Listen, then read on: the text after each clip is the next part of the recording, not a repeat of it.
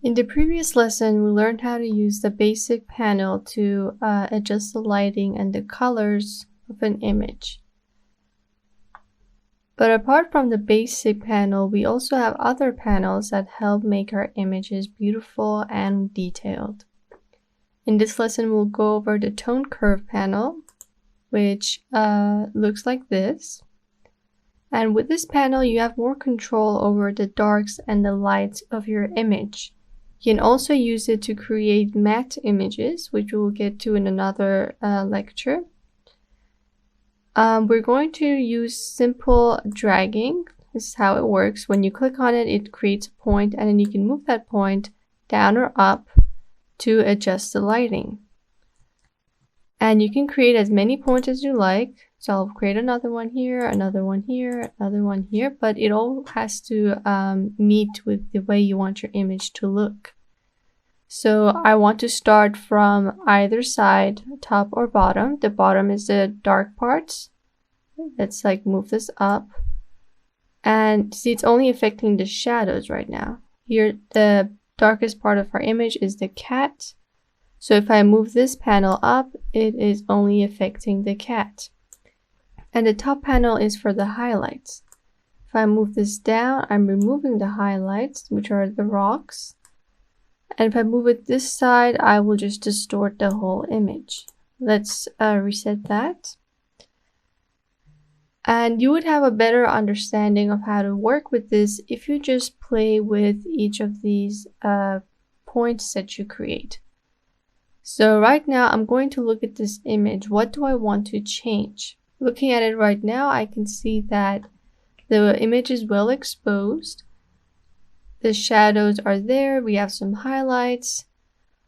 Let's say I do want to decrease the highlights a little bit. So I'm going to grab a point above and I'm going to drag it down. I am reducing the highlights right now. Or if I want, I could increase them, decrease them.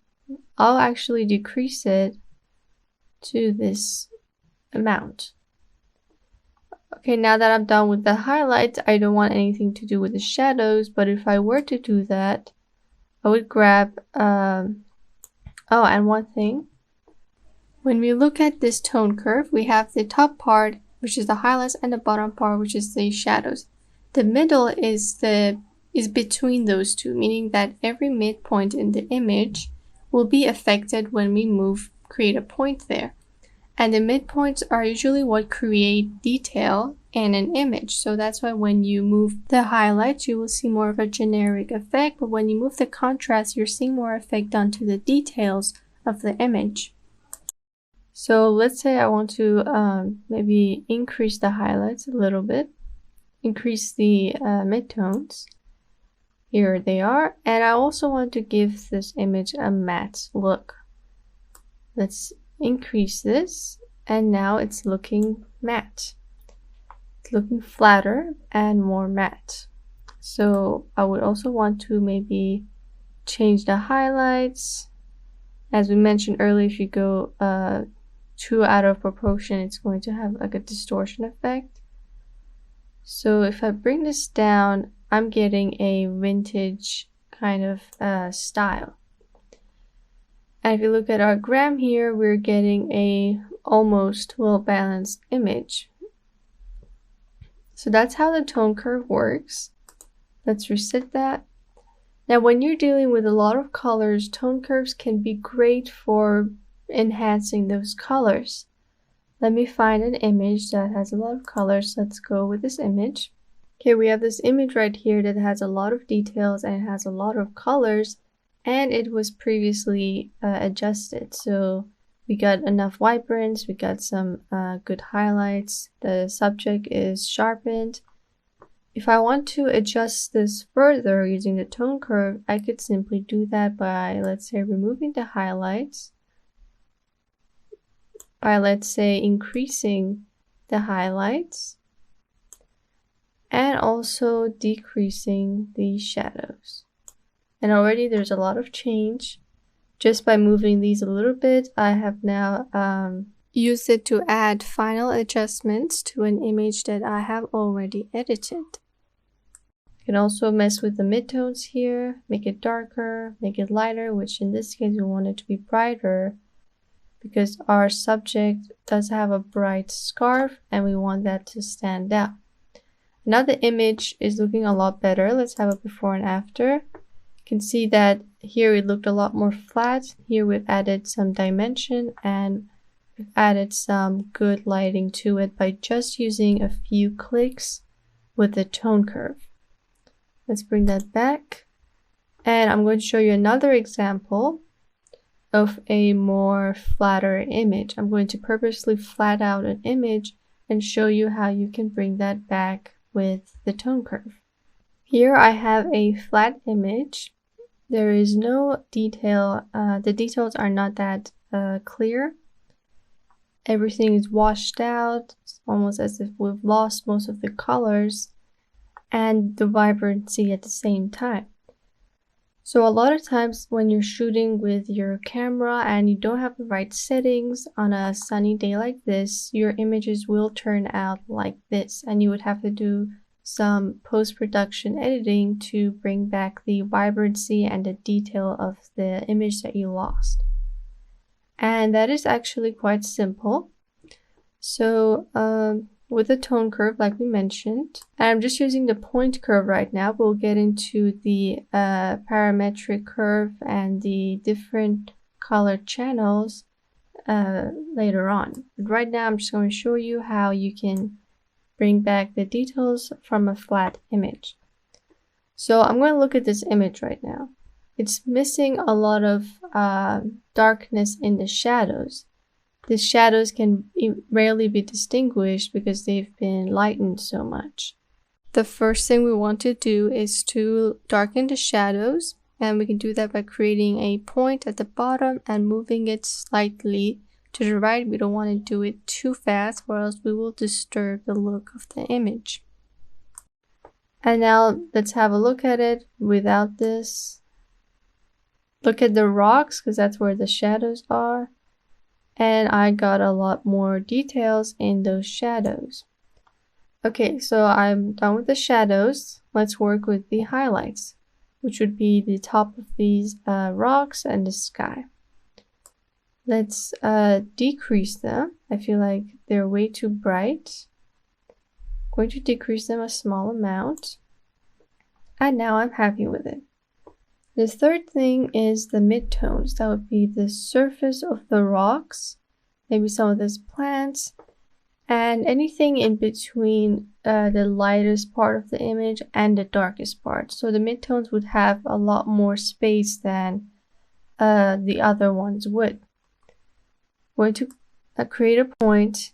If I bring it down, I'm making it darker. If I bring it up, I'm making it lighter. For this image, I'm just going to bring it down a tiny bit. Okay. And now it's looking a lot better. So with some simple points, I can have a big change on my image. I can create even more points. And the more points you create, the more specific you're getting about the lights and darks. So I create a point here and I increase some of the whites. And then here is the blacks. I'm going to maybe decrease them like that. And right now I have 5 points, but you could add even more, or you could just keep them at 2 or even 1 point. The points don't really matter as long as you know how you want your image to be. Sometimes you would only need 1, sometimes you would need 6 points. Like it always depends on how you want, what image you have and how flat and in need of detail it is. So see, the more points I'm creating, the more specific it's getting. Right now it's in the edges of the rocks and the cat itself. Let's undo those. And these 5 points are enough for this image. Now let's look at the most popular curve style. Let's use another example, and that is the S-curve. Now, what the S-curve does, as the name mentioned, it's an S-curve. So it's a curve shaped like an S. Now, why this is the most common curve is that it's the base that you would want to create. It consists of the shadows, the highlights, and the midtones, or the contrast of your image, which creates that correction for your light, for the lighting of the image, before you can move on to, adding colors and other details. So how you make an S-curve is by creating 3 points, one in the shadows, one in the highlights, and one in the middle. Now, if I move these, I'm going to move the shadows down. I've had some change. Let's look at it. I've added some shadows. I'm actually going to keep this. And as for the highlights, I'm going to increase the highlights. And then I'm going to come to the midpoint, which is the contrast, and I'm going to create a line. Let's bring this back, and I can adjust this further to my liking. Let's move this a bit here. Alright guys, this is the, actually I'm going to increase the contrast a bit. Now, this is why it's the most common tone curve line, because just by 3 clicks and a few movements, we have corrected the lighting of the image. And if you look here, it does look like an S. Depending on the image, there would be times where you would have to do this and, make it more of an S shape, but that's not the case right here. But whoever that uses the tone curve always starts with an S curve. And then after the S curve, they would move on to different channels, or they can create even more points. Let's look at another image. Let me go on this image, this black and white image. I'm going to create another S curve on this image just to show you how it would look like. Let's lower that, increase that, and give this, let's actually increase the shadows.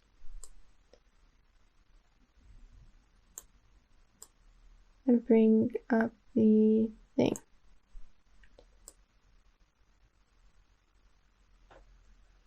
Alright, so it's a slight S curve again. And just with a few clicks, let's look at the before and after. I was able to lift the shadows from the side of his face. And I was able to create more highlights on the, from where the light source is coming from. So I would have to decrease it a bit. Maybe here.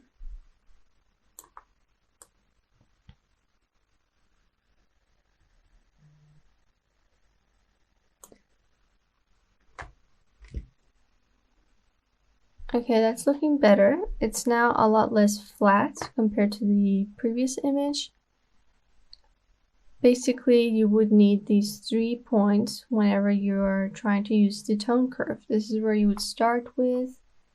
Then you could add more points if you'd like, although I would recommend doing that gradually because I just added another point, and you could see it makes drastic changes. So be careful with the new points that you create. Start with these 3 and then move on gradually onto the next photo. And this image, because it was already adjusted, I did make it more dramatic, but naturally you would want to start with an image that has not been adjusted before. So let's close this. And now we can move on to this button and also the other channels. I'm going to import a new image where I can better show you guys how that is used. Okay, we have an image right now with a lot of greens. We're going to use the green channel and as well as this really helpful button that we'll get into soon. So we already know how to use the point curve. Again, let's do another example. Shadows, highlights, and contrast. Just a really quick adjustments, nothing too fancy. We made the colors more vibrant, adjusted the highlights and the shadows with an S curve. Kind of looks like an S. And now that we've done this, we do want to get into the other channels, with which are red, green, and blue.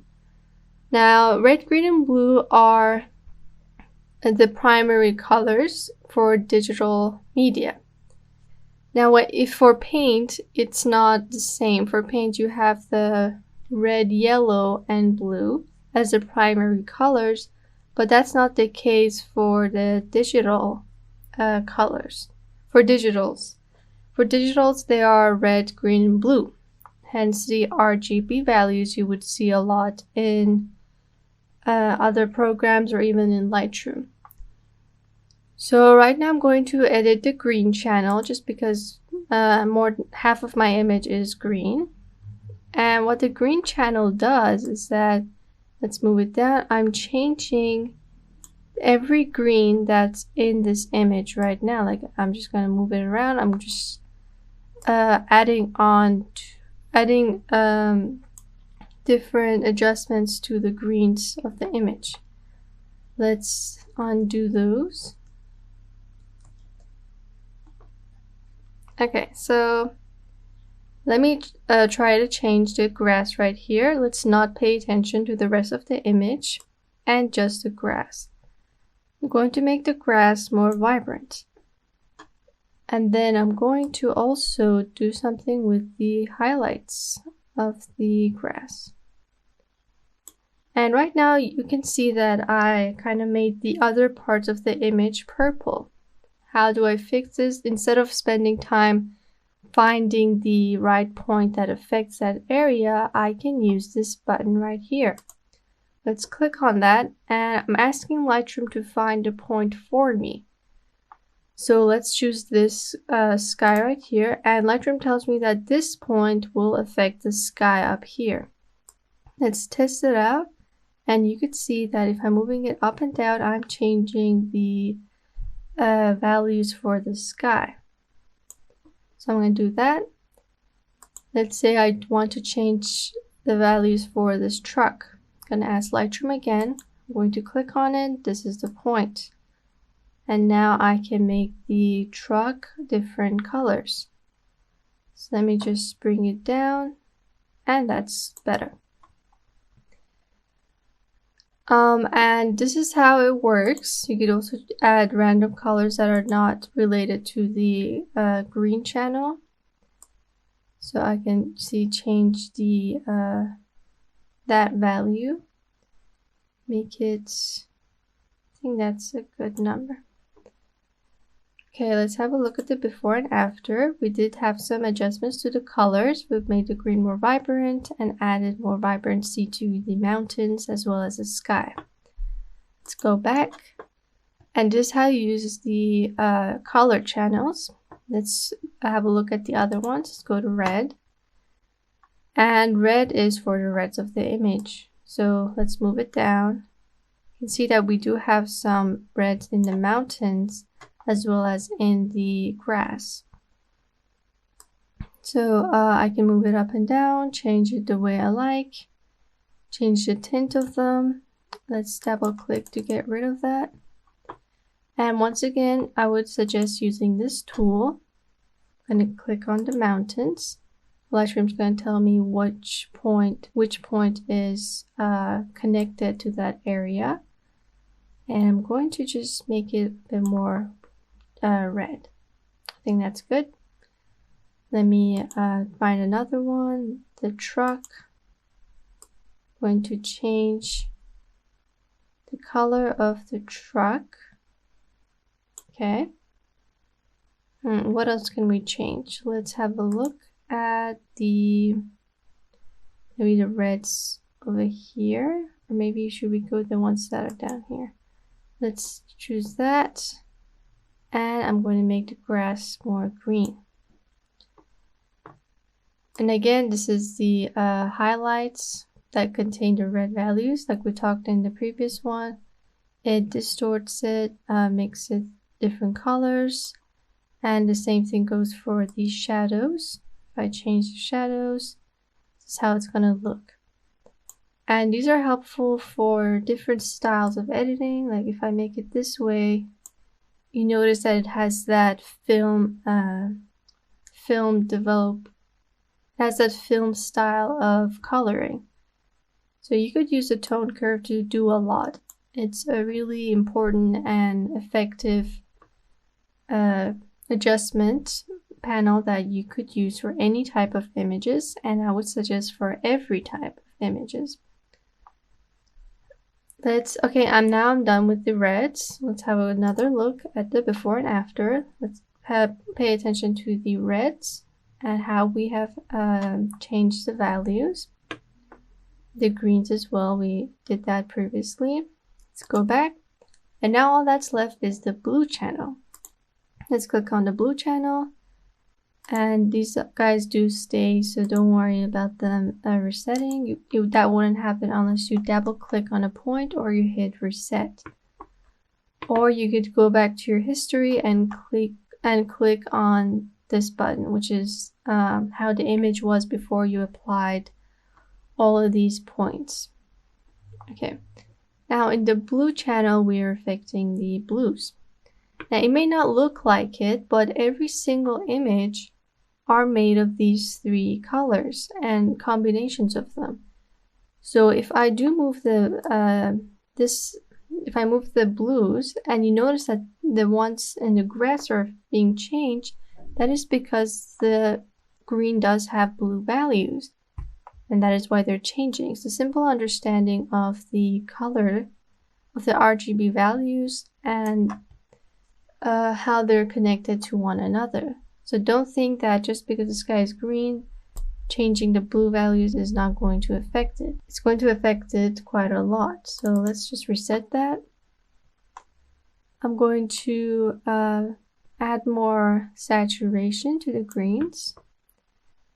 Okay, and I'm also going to affect the sky. Now, why is this the sky and why is this the grass? We talked earlier about this. The ones at the bottoms are the dark parts of our image. The ones at the tops are our light ones. The sky is our light part. The grass is our dark part. So I'm going to change the sky color, make it maybe more blue. And right now it's looking good. Let me use our special magical tool. I'm going to find maybe the mountains in the back that I want to affect. And now I can make them a different shade, maybe darker. Okay. Let me do a few more adjustments to the sky. And now I'm happy with it. Let me just darken the grass a bit more. Add another point. Okay. It's looking pretty saturated right now. Let me just make some blue adjustments to the sky. And now our image is pretty saturated. Has a lot of colors. Let's have a look. Look how saturated it is by simply using these three channels to bring out the colors that were in the image. Let's go back here. And I can go back to the tone curve. Can go back to the point curve and just make some final adjustments to the way I want the colors, to the way I want the brightness of each part to be. Okay, now it's looking better. It's looking really saturated. And again, I can use this tool for point curves, but this is in terms of the brightness. Let's say I'm finding these too bright. So I'm going to maybe like darken them a little bit. Okay. So this is a really helpful tool. I suggest start using this quite a lot when you're dealing with the tone curve panel. It's really helpful and now I have changed the color to the way I want it to be. After this, I could go back to maybe the basic panel or the color panel, which we'll get to in the next lesson, and further adjust the colors. Let me try to make the image a bit matte.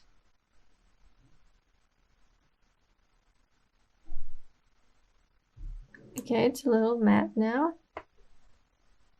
And lastly, from this panel, we have the this parametric curve. Now, the parametric curve is similar to the levels curve in Photoshop. Here I can adjust the shadows. Let me darken them. And if you go over each one, it tells you which areas you're affecting. Let's darken the darks, darken the lights, and maybe darken the highlights as well. The parametric curve is slightly different from the point curve because you're not creating points anymore. See, if let's say move this, my point is gone. I'm not creating a point curve, but I'm just adjusting the shadows and highlights in a generic way. And if you come down, you could also use these to use this region for better adjustment control. Let's change that. And this is basically, let's go to highlights. It's the same thing up here. So if I go to highlights, I am adjusting, look at the lever down there. It's the same thing. So you can either do it up here or you could do it down here. And one last thing that we should consider, let's go back here, is that you can have presets. You can have presets. Let me choose strong contrast. That's a preset. Medium contrast. And I could just reset the whole thing. Let's go to strong contrast. And I could create presets later on for my point curve. But that's not what we want right now. Let's go back to this part of our image. And if, let's say, I want this point curve to be something that I would like to use quite often on other photos, I can hit save. And I can save the point curve, and I can later import it to apply it to other images. And the format is XMP. I would recommend creating a folder for Lightroom presets so you won't have to look for it every time you want to use your own presets. Let's cancel that. And this is how you use the point curves to bring out the colors and adjust the lighting, the highlights, the shadows of an image. With just this small panel right here, we did quite a lot of change. I didn't even get into the basics or the colors. I was able to achieve a nice detailed image using the tone curve. And in the next lesson, we're going to learn how to use the HSL panel, which allows me to change the hue and the saturation and the luminance, which stands for HSL, of certain colors in my image. If I want this green to be more on the red side, I could do that. If I want it to be more on the blue side, I could do that too. We will get into that in the next lesson using this image to further edit it to the way we like. And I'll see you guys in the next lesson.